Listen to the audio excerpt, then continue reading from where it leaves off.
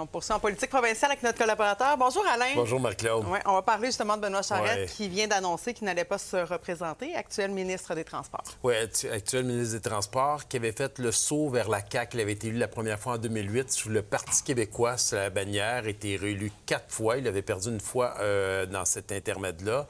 Et là, bon, il annonce qu'il quitte. D'après le message qu'il partage sur X, on voit que c'est pour des raisons familiales. Il semble y avoir des défis personnels.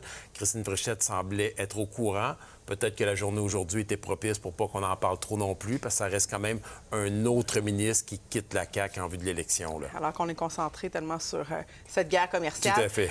Maintenant, il y a Paul Saint-Pierre Plamondon, chef du Parti québécois, qui, on a l'impression, continue de se distancer un peu du projet de référendum en faisant d'autres annonces. Par exemple, l'abolition de Santé Québec. Tout à fait. Donc, aujourd'hui, il a présenté une partie de son programme électoral, mais il y a vraiment Santé Québec sur lequel on est en train de gratter pour voir quel est l'objectif de Paul Saint-Pierre Plamondon. Il a dit que vendredi, il y a à peu près une quinzaine de minutes sur Facebook, il a annoncé qu'il allait donner plus d'informations, mais sa position est quand même assez claire. Il veut abolir Santé Québec, au même titre qu'Éric Duhem souhaite le faire aussi de son côté. Donc, quelle est la raison à cela? On sait qu'il veut diminuer la bureaucratie, c'est quelque chose qui est très populaire, mais Éric Duhem est aussi très populaire dans la grande région de Québec, où ces deux partis-là compétitionnent durement pour gagner chacun des votes. Donc, on voit que Paul Saint-Pierre Plamondon n'a pas peur d'affronter la bureaucratie dans un secteur où il y a le plus de fonctionnaires au Québec, la Ville de Québec et la grande région de Québec. Donc, Paul Saint-Pierre Plamondon qui s'inspire finalement d'Éric Duhem, tu penses?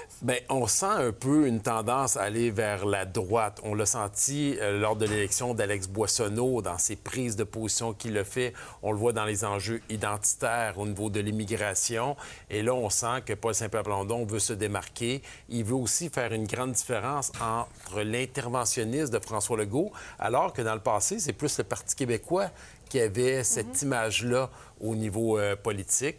Donc, on sent qu'il veut faire du ménage. Il veut démontrer que la CAQ a augmenté la fonction publique au lieu de la diminuer comme ça avait été prévu originalement. Ouais, en même temps, aller couper Santé Québec, c'est encore une autre réorganisation dans le domaine de la santé. Est-ce que tout ça, ça va bien passer? Bien, c'est là l'enjeu. En même temps, lorsqu'on regarde l'objectif qu'avait la CAQ lorsqu'ils ont mis en place Santé Québec, c'était d'être plus efficace, de diminuer les délais et de contrôler l'appareil gouvernemental du ministère de la Santé.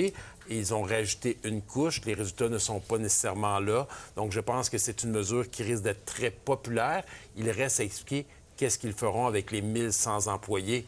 Est-ce qu'ils les retournent dans le système? Est-ce qu'il y a réellement une économie de système qui va être faite?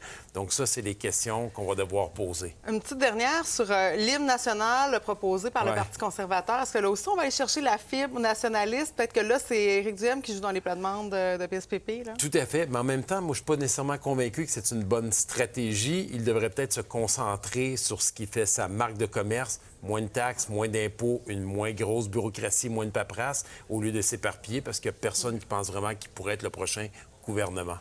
Merci beaucoup, Alain. Ça fait plaisir.